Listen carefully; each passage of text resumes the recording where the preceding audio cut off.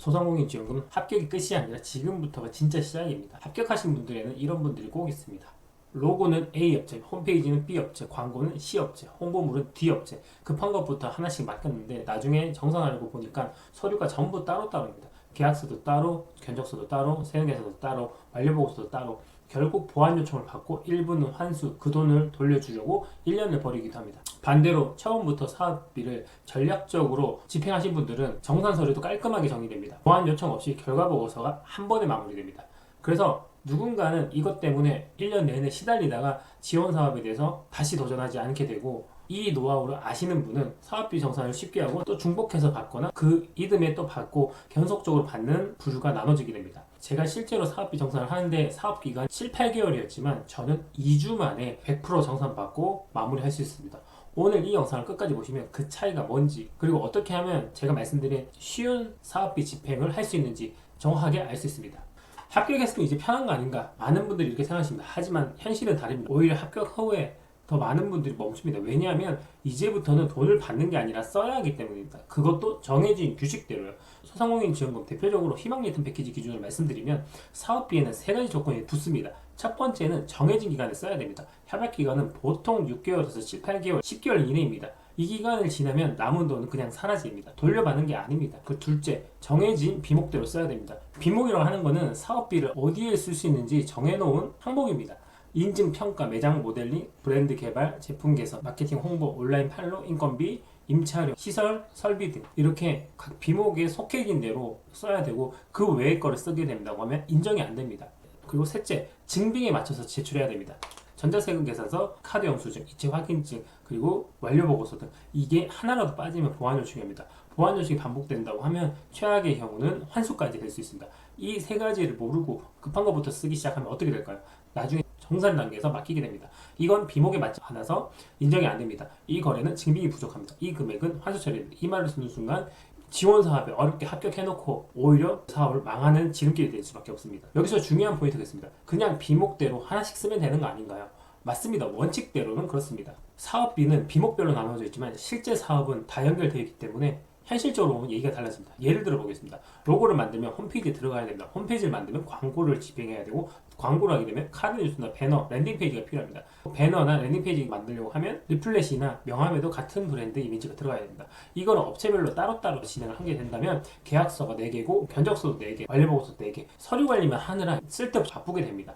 그리고 업체마다 완료 기준이 달라가지고 완료보고서 내용도 제각각이 됩니다. 정산 담당자가 이걸 검토할 때 보완 요청이 나올 확률이 높아집니다. 반대로 이 흐름대로 처음부터 하나의 패키지를 묶어서 한 업체에 맡기면 어떻게 될까요? 계약서 하나, 견적서 하나, 세금계산서 하나, 완료보고서 하나, 정산이 훨씬 간단해집니다. 물론 100만원 이상부터는 견적서가 한 개 이상 필요하긴 하지만 사업비 집행을 잘한다는 것은 돈을 많이 쓰는 게 아닙니다. 나중에 증빙 가능한 구조를 처음부터 잘 설계해야 됩니다. 이게 바로 핵심인 패키지화입니다. 패키지화를 얘기하기 전에 사업비 구조를 먼저 알아봐야 됩니다. 모르고 패키지를 잘못 묻는 경우가 생깁니다. 희망리턴 패키지 기준으로 사업비는 국고보조금과 자기부담금으로 섞여 있습니다. 쉽게 말하면 정부가 주는 돈이랑 내 돈을 합쳐서 쓰는 구조입니다. 그래서 총 사업비 기준으로 어디에 얼마나 쓸지 미리 정해야 됩니다. 반드시 기억해야 될 것이 협약 전에는 집행한 비용이 인정이 되지 않습니다. 협약 후에 해야 됩니다.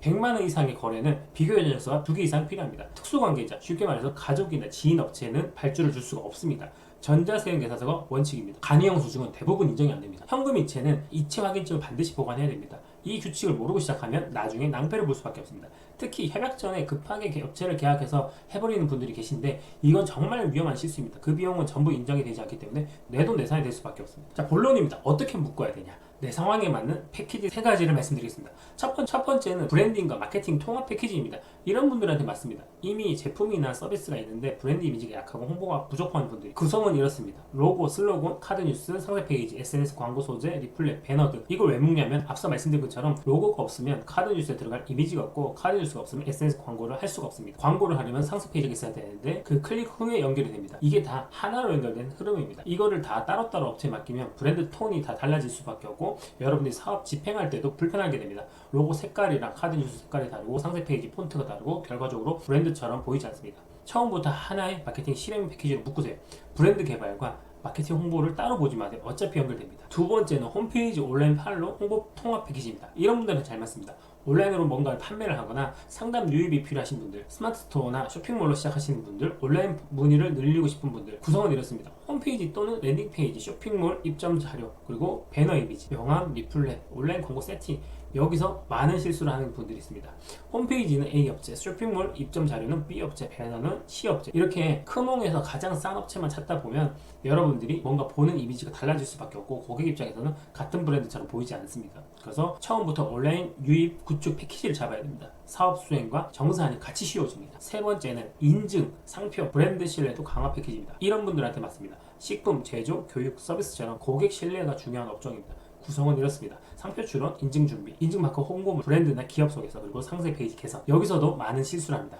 상표 출원만 하고 끝내는 게 아니라 상표 출원 자체는 사업의 직접적인 매출을 만드는 건 아닙니다. 그걸 마케팅 메시지로 연결을 해야 미소 효과가 생깁니다. 예를 들면 정식 상표 등록 브랜드, 인증받은 서비스, 이런 문구들이 홍보에 들어간다고 하면 고객 신뢰도가 달라집니다. 그래서 이것을 브랜드 소개서와 상세 페이지 개선까지 연결하면 영업력이 생깁니다. 상표 인증을 단독으로 끝내면 효과가 작습니다. 그래서 반드시 브랜드 신뢰도 강화 흐름으로 묶어야 됩니다. 앞서 보여드렸던 것을 말씀을 드리면 이런 식으로 묶을 수가 있습니다. 브랜드 개발, 온라인 판로, 마케팅 홍보, 또는 인증평가, 브랜드 개발, 마케팅 홍보, 이런 식으로. 절대 하면 안 되는 집행 방식이 있습니다. 이것만 피해도 환수 위험은 확 줄어듭니다. 첫 번째는 일단 급한 것부터 아무 업체한테 맡기지 않아야 됩니다. 급하다고 견적을 받고 바로 계약을 하고 나중에는 비교 견적이 없어서 보완 요청을 받게 됩니다. 100만 이상 반드시 2개 이상의 견적이 필요한데 이것 또한 같이 처리하는 방식이 있습니다. 둘째는 결과물에 사진이나 캡처를 남기지 않는 것입니다. 홍보물을 만들었으면 실제로 사용했다는 증거가 있어야 됩니다. SNS에 게시한 캡처, 배포한 리플렛 사진, 완성된 홈페이지 화면 캡처, 이런 것들이 완료 보고서에 당연히 들어가야 됩니다. 만들었는데 사진이 없다는 것은 절대 되지 않습니다. 그리고 홍보물에 사업체 명이나 로고가 빠진 것도 안 됩니다. 홍보물에는 반드시 내 사업체 이름이나 로고가 들어가야 됩니다. 이게 우리 사업에 필요한 홍보 자료다라는 것이 보여줘야 되고, 그게 없으면 사업 목적에 맞지 않는 지출을 볼 수 있습니다. 넷째, 포장비나 배송비를 온라인 판로 비용으로 넣는 것입니다. 온라인 판로비는 판로 개척에 쓰인 비용입니다. 그래서 포장비나 배송비는 여기에 해당되지 않습니다.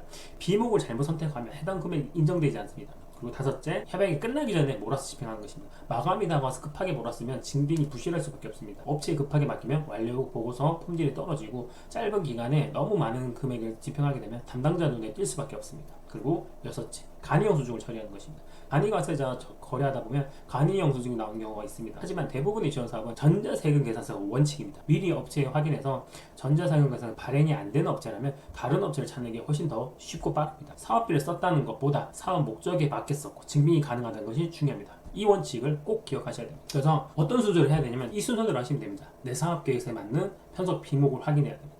그리고 합격 통보를 받으면 제일 먼저 해야 되는 게 사업계획서 다시 꺼내서 어떤 비목이 얼마나 배정되는지 확인하는 게 시작입니다. 그리고 두 번째는 비목을 두세 개를 패키지에 묶어야 됩니다. 협약서를 찍고 나서 사업계획서를 수정할 기회를 줍니다.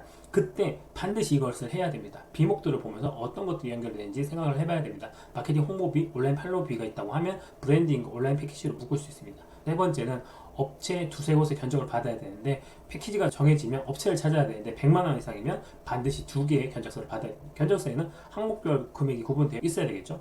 4단계는 계약서에 비목별 세무 항목과 금액을 구분해야 됩니다. 계약서 쓸 때 그냥 홍보물 제작 일체 이렇게 쓰면 안 되고 그 세부적인 항목에 맞춰 비목별 집행 내역이 맞아 떨어져야 돼요. 그리고 5단계는 결과물 기준을 미리 합의를 해야 됩니다. 계약을 할 때 완료 기준을 명확하게 해줘야 됩니다. 고시한 3개 재고, 그리고 최종본 1개의 파일 납품, 홈페이지 URL 등 이런 것들을 명확하게 정리를 해야지 완료 보고서 작성이 쉬워집니다. 6단계는 세금 계산서, 이체 확인증, 완료 보고서 확보입니다. 결과물이 납품이 되면 바로 서류를 챙겨야 됩니다. 전자세금 계산서를 즉시 발행을 하고 이체 확인증을 보내는 순간 저장을 해야 됩니다. 완료 보고서는 업체 미리 양식을 전달하는 게 훨씬 좋습니다. 7단계는 이나라 도움에 업로드하기 전에 체크리스트를 검토해야 됩니다. 업로드 전에 당연히 맞는지 확인해야 되고요. 대부분 히비피 기준으로 하면 담당 PM이 배정이 될 텐데 비목이 맞는지 금액이 맞는지 서류가 맞는지 이런 것들을 다 검토해서 올라오게 됩니다. 그렇지 않으면 당연히 보완 요청이 오고요. 업로드 하기 전에 그걸 잡아야 됩니다. 이 순서대로만 하신다고 해도 여러분들이 정산 단계에서 막히는 일이 훨씬 줄어들 것입니다. 그러면 여기까지 보시면 이런 질문이 생길 수 있습니다. 한 업체에 맡기면 비교 견적이 의미가 없는 거 아닌가? 좋은 질문입니다. 한 업체에 패키지를 다 맡기다 하더라도 그 업체에 대한 비교 견적을 받아야 됩니다. 다른 업체한테 비슷한 구성으로 견적을 받아보고 그 중에서 선택을 해야 되는 게 원칙입니다. 패키지를 묶는다는 것은 비교 견적 없이 한 업체에 몰아주는 그 뜻이 아니라 그 원칙대로 사업계획서를 집행을 하는데 거기에 맞춰서 집행계획 변경을 해야 됩니다. 임의로 해당 금액을 바꾸면 안 됩니다.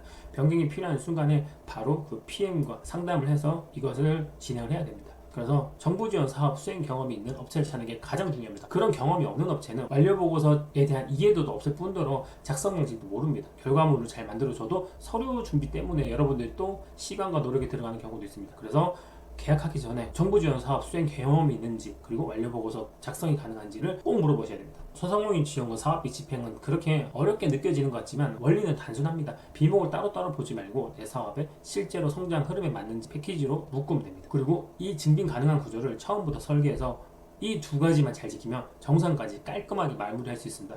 근데 이 영상을 봐도 막막한 분들이 있습니다. 내 사업 계획서를 어떻게 묶어야 될지, 어떤 업체를 맡겨야 될지 모르겠다는 분. 저는 수년째 소상공인 지원 사업 수행을 하고 있고 현직 소상공인 지원 사업 컨설턴트입니다. 합격 후에 사업비 집행부터 결과보고서 제출까지 처음부터 끝까지 맡기지 않게 지원해왔고 지금도 하고 있습니다. 그 과정이 검증된 방식으로 수행 완료까지 이어진 케이스가 다수 있습니다. 지원사업 수행 경험이 있는 검증된 업체 연결까지 도와드릴 수 있습니다. 혼자 고민하지 마시고 아래 고정 댓글에 카카오톡 채널을 연결해 놓을 테니까 연락 주시면 최대한 도와드리겠습니다. 그리고 이런 정보에 대해서 계속해서 알고 싶다고 하면 초보 사업자가 모인 커뮤니티 단톡방 링크도 올려드릴 테니까 고정 댓글을 꼭 확인해 주세요. 여러분들의 좋아요, 구독은 이런 정보를 계속 만드는 데 큰 힘이 됩니다.